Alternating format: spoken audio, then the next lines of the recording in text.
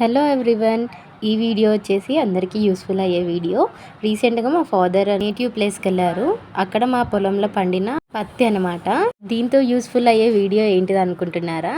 మనం పూజ చేసుకోవడానికి కావాల్సింది ఒత్తులు అండి. ఈ ఒత్తులు ఎలా తయారు చేయాలనేది మనం ఈ వీడియోలో చూద్దాము. ఫస్ట్ కాటన్ని మొత్తము మనము ఎండ కింద ఎండబెట్టాలండి. అప్పుడైతేనే దాంట్లో ఉన్న ఇన్సెక్ట్స్ అవన్నీ వెళ్ళిపోతాయి అనమాట. ఆఫ్టర్ కాటన్ని మొత్తము సీడ్స్ ఉంటాయి కదా, ఆ సీడ్స్ అనేది తీసేసేయాలి.